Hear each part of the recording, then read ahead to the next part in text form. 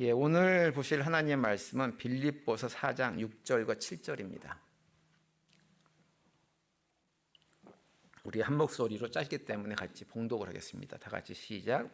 아무것도 염려하지 말고 다만 모든 일에 기도와 간구로 너희 구할 것을 감사함으로 하나님께 아뢰라.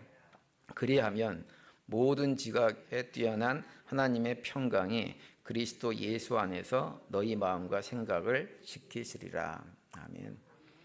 오늘은 이 말씀 가지고 감사함으로 하나님께 아뢰라 라는 제목으로 함께 말씀을 나누겠습니다. 여러분들 아침에 이제 눈을 딱 뜨고 일어나잖아요. 그러면 제일 먼저 하는 게 뭡니까? 아마도 많은 분들이 이렇게 핸드폰에서 울리는 알람 소리를 먼저 딱 끄는 것이 맨 먼저일 것이고, 그걸 끄고 나면은 동시에 혹시라도 카톡에 무슨 메시지 온 거 없나라고 하는 것을 점검하는 것들 하실 거예요. 그러고 나서 일어나면 이제 어떤 분들은 가장 먼저 하시는 것이 커피를 딱 내리신 분들도 많이 계세요. 저도 예전에 그랬어요. 근데 요즘은 커피를 많이 안 마시기 때문에 그렇게 하지 않는데 예전엔 그랬어요. 여러 가지를 아침에 일어나면 하게 되어지죠. 습관적으로. 그런데 혹시 자신이 숨 쉬는 것을 의식적으로 확인해 보신 적이 있으세요? 내가 오늘 숨을 제대로 쉬고 있나? 이걸 확인해 보신 분.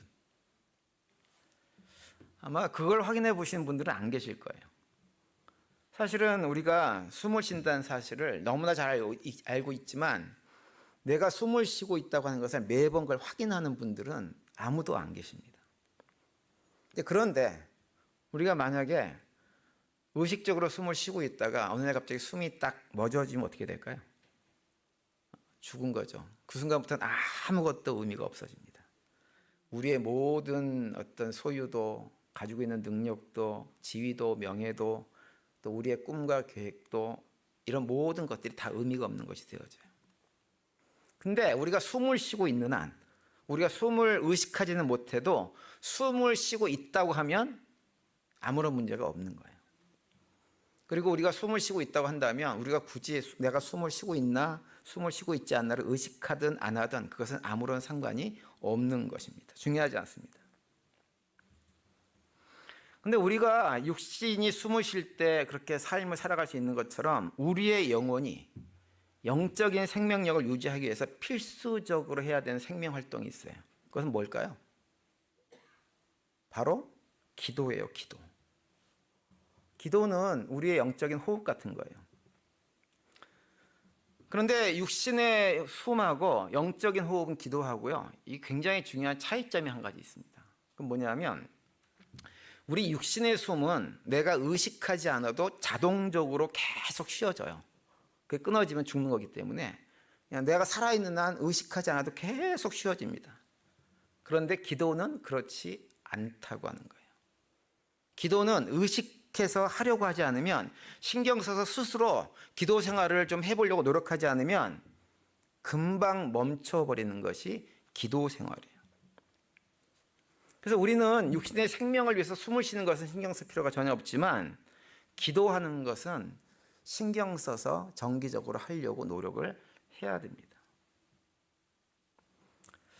그런데 우리는 참 기도하는 것이 어려워요. 기도를 참 많이 안 해요. 일주일에 한 15분 기도하는 것도 어려워하세요. 잘 안 합니다. 그러다가 이제 기도할 때가 오죠. 언제 하나요? 삶에 큰 문제가 생기면 그때 기도를 합니다. 새벽기도 안 나오시던 분이 갑자기 어느 날 새벽기도를 나오면 덜컥 걱정부터 돼요. 저분 또 왜 나오셨나 싶어가지고. 우리 평소에 기도 안 하다가 문제만 생기면 기도합니다. 하나님, 이 문제만 해결해 주시면, 하나님 내가 그 다음부터는 잘할게요 막 이러면서, 그러면서 또 기도하다가 안 되면 하나님 왜 도대체 이 문제가 해결되지 않습니까? 막 기도를 합니다. 그런데 그렇게 기도를 하잖아요. 그러면 기도를 할수록 문제가 해결되지 않는 걸 경험하면서 더 마음이 불안해지고 더 마음이 무거워지는 것을 우리가 경험하면서 초조함을 버리지 못하게 되었습니다. 오늘은 설교 제목에서 추측할 수 있는 대로 오늘은 기도에 대해서 좀 말씀을 드리려고 하는데요. 제가 기도에서 말씀을 드리면서 기도를 좀 많이 하자, 열심히 하자 이런 말씀을 드리려고 하는 것이 아니라 기도의 방향에 대해서 좀 생각을 함께 해보려고 해요.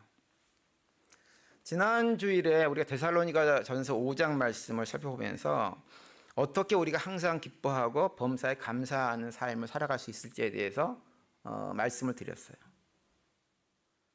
그러면서 기쁨과 감사라고 하는 것은 언제 우리에게 주어지냐면 하나님의 은혜에 대한 신뢰, 믿음이 있을 때 우리에게 기쁨도 감사도 가능하다라는 말씀을 드렸죠. 그리고 하나님의 그 신실하신 은혜를 가장 정확하게 확인할 수 있는 곳이 어디라고 했어요? 예수 그리스도의 십자가가 그 은혜를 우리한테 분명하게 보여주는 곳이다라는 말씀드렸습니다. 그런데 지난주에 봤던 데살로니가전서 5장 말씀 가운데서 우리가 살펴보지 않은 말씀이 있어요. 항상 기뻐하라, 범사에 감사하라 라고 하는 말씀 중간에 끼어 있는 말씀이에요. 그 중간에 뭐가 끼어 있나요? 쉬지 말고 기도하라 라고 하는 말씀이 끼어져 있어요. 그래서 오늘 본문 말씀을 살펴보기 전에 쉬지 말고 기도하라고 하는 말씀의 의미가 무엇인지를 생각해 보려고 하는데요. 이 쉬지 말고라고 번역된 헬라어 원어 단어를 보면 어떤 의미냐면 24시간 동안 한순간도 멈추지 않고 계속 지속적인 어떤 상태로 하라고 하는 말씀은 아니에요. 그런 의미가 아니에요. 여기서 쉬지 말라고 하는 것은 어떤 의미냐면 간격을 두고 반복은 되지만 끊어지지 않는 상태를 의미하는 것입니다. 마치 무엇과 똑같으냐면 우리가 숨 쉬는 것과 똑같은 거예요. 여러분 우리도 숨을 이렇게 쉬면 큰일 납니다. 어떻게 쉬어요? 한번 쉬고 한 3초 내지 5초 지났다가 또 쉬고 그렇게 쉬잖아요. 그죠? 숨은 그렇게 쉽니다. 계속 너무 숨을 바쁘게 쉬면 몸에 큰 이상이 있다고 하는 것을 의미하는 거죠. 근데 그렇게 쉬지 않습니다. 그래서 쉬지 말고 기도하라고 하는 말은 어떤 것이냐면 우리가 평소에 이렇게 호흡하는 것처럼 그렇게 기도하라고 하는 말씀이에요. 여러분 호흡하지 않으면 어떻게 돼요? 죽게 되어지죠. 생명 유지하려면 반드시 호흡을 해야 됩니다. 근데 기도도 마찬가지예요. 앞에서 말씀드린 대로 기도는 우리의 영적인 호흡이기 때문에 우리가 기도하지 않으면 영적인 생명력을 유지하는데 심각한 어려움을 가질 수밖에 없는 거예요. 여러분 우리는 이미 예수 그리스도의 대속의 은혜를 믿는 그 믿음의 고백으로 인해 가지고 사망의 자리에서 생명의 자리로 옮겨진 사람들입니다. 옮겨졌어요. 이미 옮겨졌어요. 그걸 믿는 순간 옮겨졌어요.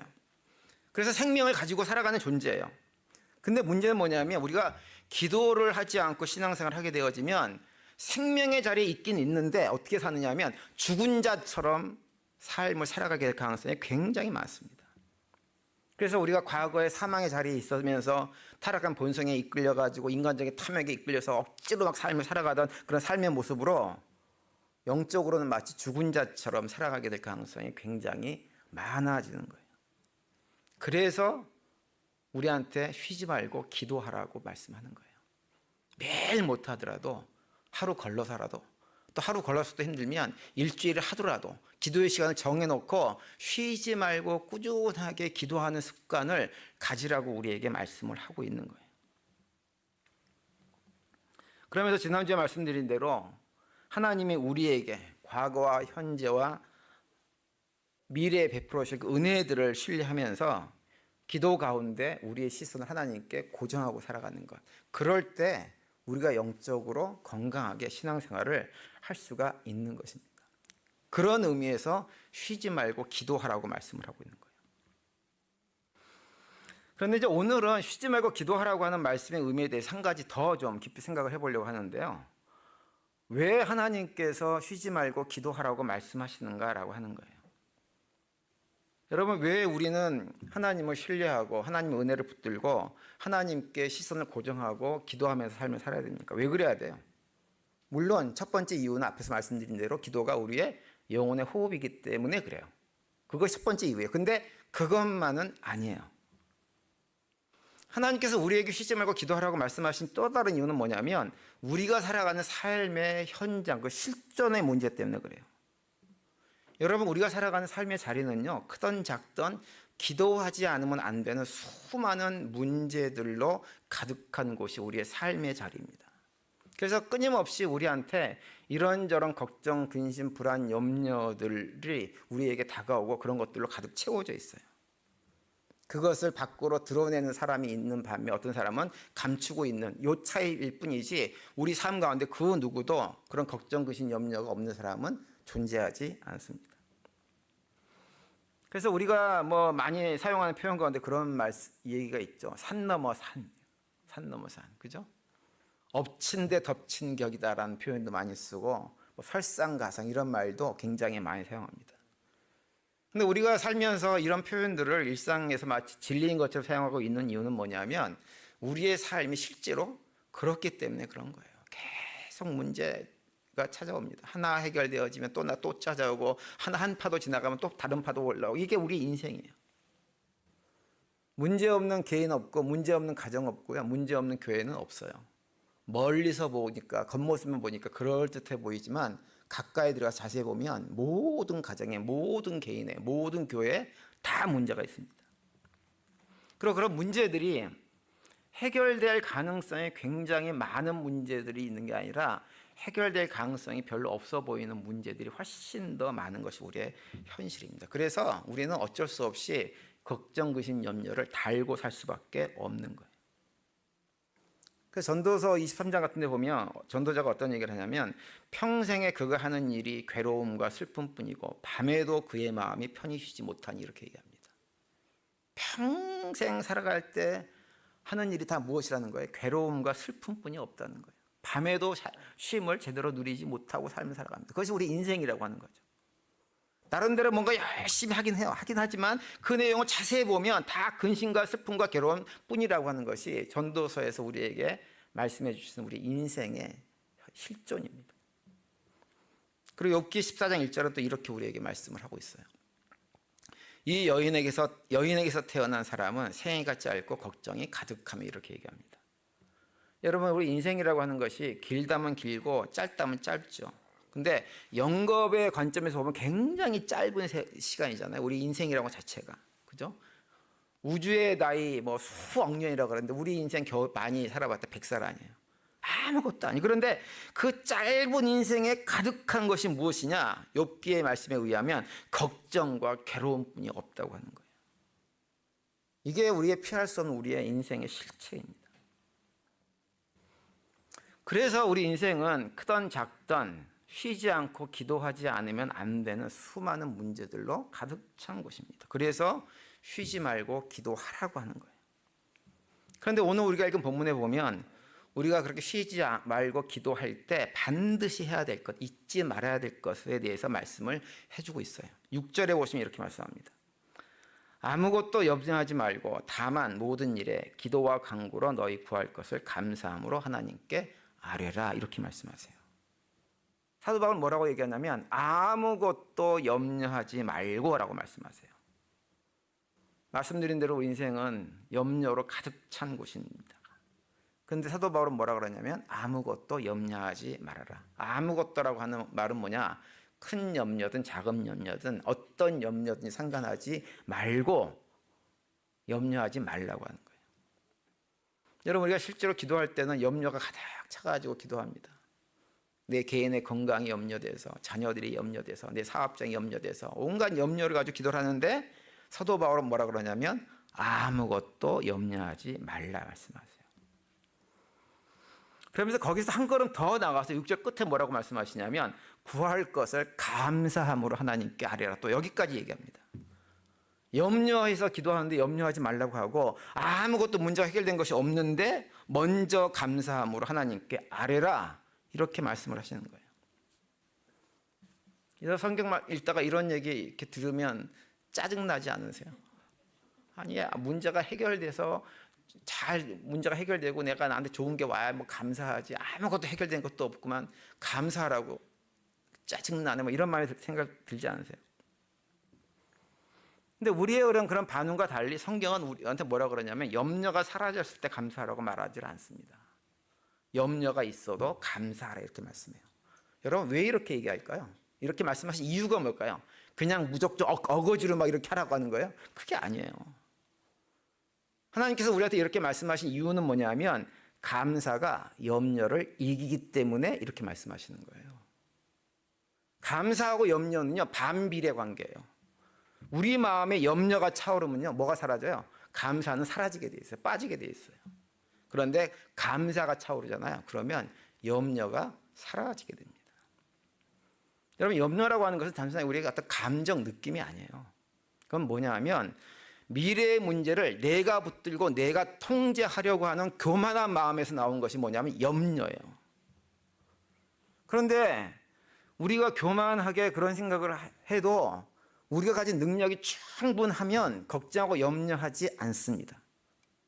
내가 하나님처럼 능력이 충만하면 아무런 걱정과 염려를 하지 않죠. 그런데 우리는 피조물이기 때문에 본능적으로 알아요. 본능적으로 뭘 알아요?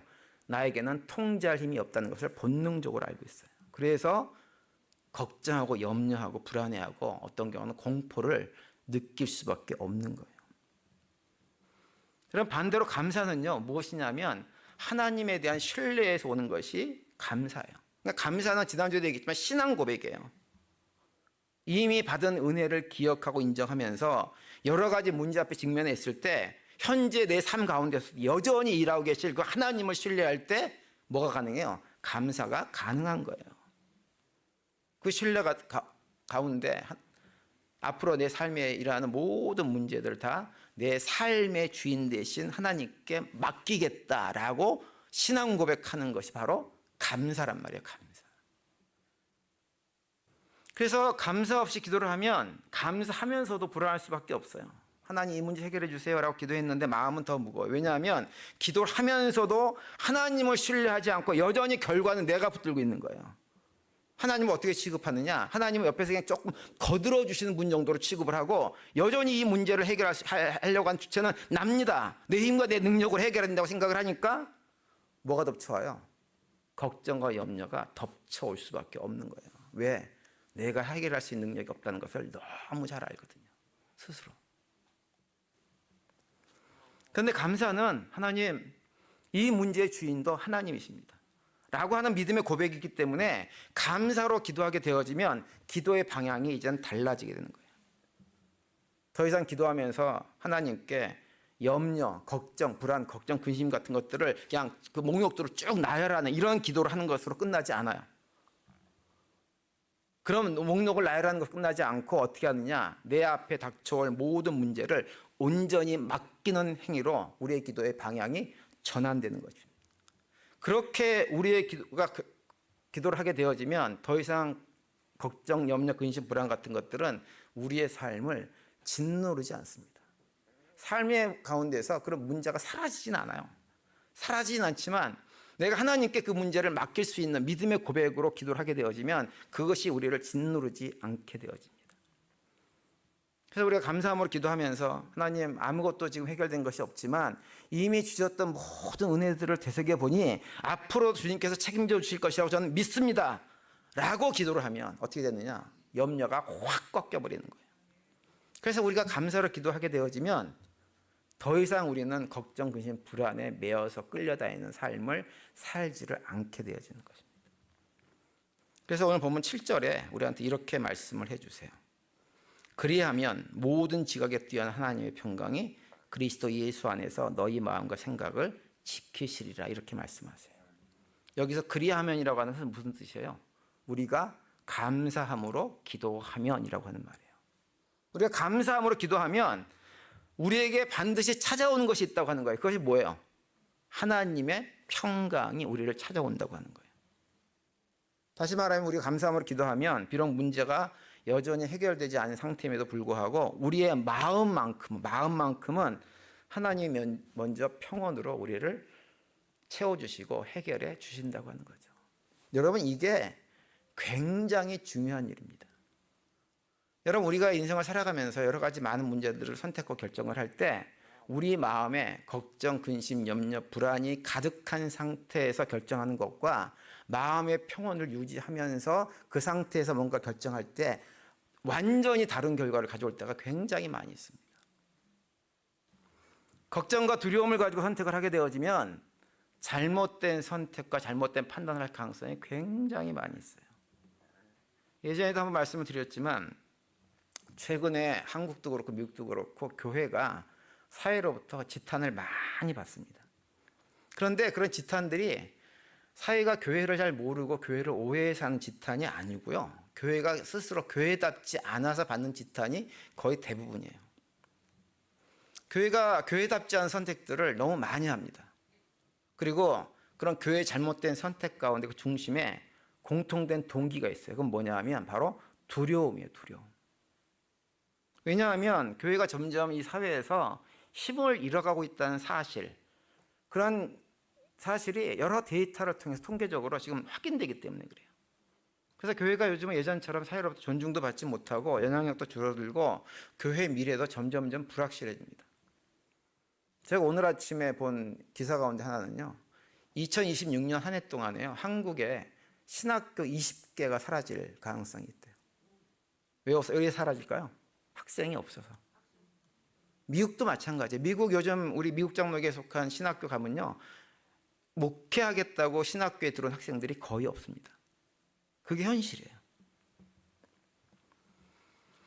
굉장히 그래서 교회가 불안해합니다. 과연 교회가 앞으로 어떻게 20년 후에 과연 교회가 이 땅에 존재할까라고 하는 걱정과 근심이 굉장히 많이 있어요. 그런데 그런 현실 앞에서 우리 교회가 어떤 선택을 하냐면, 그럼에도 불구하고 하나님께서 교회를 다스리신다라고 하는 믿음으로 서기보다는 우리가 무엇인가를 하지 않으면 살아남지 못할지도 모른다라고 하는 불안에 끌려가고 있는 거예요.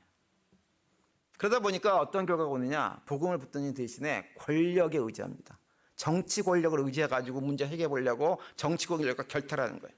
그 정치 권력이 악한 정치 권력이라 해도 의탁하는 거야. 교회에 도움만 준다고 하면 의탁하는 거예요. 십자가를 붙잡는 대신에 계산적인 선택을 하게 돼 있어요. 그래서 하나님 나라를 증언하기보다도 뭘 하느냐, 자기 생존을 우선시하는 길을 요즘 교회가 선택하고 있는 경향이 굉장히 강합니다. 그런데 그렇게 선택한 그 길이 교회를 살릴 것이냐, 오히려 교회가 점점점 사회로부터 존중받지 못한 공동체로 떨어지는 결과를 지금 가져오고 있어요. 여러분, 우리가 두려움 속에서, 걱정과 두려움 속에서 어떤 선택을 하고 결정을 하게 되잖아요. 그럼 반드시 잘못된 결정을 선택을 할 수밖에 없습니다. 하나님을 신뢰하지 못하면 불안과 걱정과 근심을 낳게 되어지고 불순종을 낳게 되고 하나님의 약속도 의심하게 되어지고 거짓된 안전을 찾게 되어져 있는 거예요. 그러다 보면 올무에 딱 걸려버리는 거예요. 그래서 스스로 망하는 길로 가면서도 망하는 길인지도 몰라요. 제가 볼 때 요즘 교회의 모습이 딱 그 모습이에요. 그럼에도 불구하고 저는 하나님을 신뢰하기 때문에 교회는 망하지 않을 것이다. 교회가 다 죽어가는 것처럼 보여도 그 어느 순간 하나님께서 다시 분명히 부흥의 역사를 일으키신 분이라고 하는 것을 교회 역사가, 2000년 역사가 우리에게 분명히 증언해 주고 있기 때문에 저는 그걸 믿습니다. 그런데 우리가 그런 문제들 앞에서 하나님의 다스림을 신뢰하고 오히려 감사의 기도를 하나님께 나아가면 상황은 그대로인데, 문제는 사라지지 않았는데, 여전히 해결되지 않았는데 뭐가 오느냐, 마음의 평강이 찾아오는 거예요. 그리고 그 평강 속에서 문제를 다시 바라보게 되어지면 하나님께서 주시는 지혜의 길이 보이고 바른 선택을 하게 되고, 아무리 어려운 문제도 우리가 걸어가야 될 길이 무엇인지를 발견할 수가 있게 되는 거예요. 그래서 오늘 본문 7절에서 모든 지각에 뛰어난 하나님의 평강이라는 표현은 뭐냐면 인간의 판단을 뛰어넘는 평강이라고 하는 말이에요. 그래서 우리가 굉장히 큰 어려운 문제 가운데 있는데 세상 사람들, 주변 사람이 볼 때에는 아니 저 양반은 이렇게 힘든 상황에서 왜 이렇게 평안해 보이지? 라고 생각하게 만드는 평안이라고 하는 말이에요. 하나님은 우리한테 그런 평강을 주시기를 원하십니다. 그런데 그런 평강은 어떻게 주어지느냐? 감사함으로 기도하는 성도들에게만 주어지는 하나님의 능력인 거예요. 여러분, 기도하시기 바랍니다. 기도. 정기적으로 기도하세요. 매일 못하는 거 괜찮아요. 일주일에 하루 이틀이라도 반드시 정해놓고 시간과 장소를 정해놓고 기도하세요. 매일 새벽 기도를 못 나와도 괜찮아요. 내가 화요일만큼은 나와야 되겠다. 금요일만큼은 나와야 되겠다. 목요일만큼 나와야 되겠다. 시간표를 잘 계산해 보면 하루 나올 수 있는 날이 분명히 있어요. 나오세요. 나와서 기도하세요. 정기적으로라도. 기도는 우리의 영적인 호흡이고 생명이에요. 그래서 오늘 보면 7절은 그 초자연적인 하나님의 능력이 우리를 지켜주신다. 이게 지켜주신다. 7절 끝에 뭐라고 해요? 지키시리라. 여기 지키시라고 하는 말은 어떤 의미냐면 군사가 성을 지키는 것처럼 지킨다고 하는 말이에요. 그러니까 평강은 뭐냐? 우리 심령의 방어력이에요.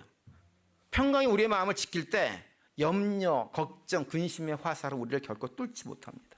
감사로 기도하는 순간 하나님의 평강이 우리 마음에 방어막을 딱 세워주시는 거예요.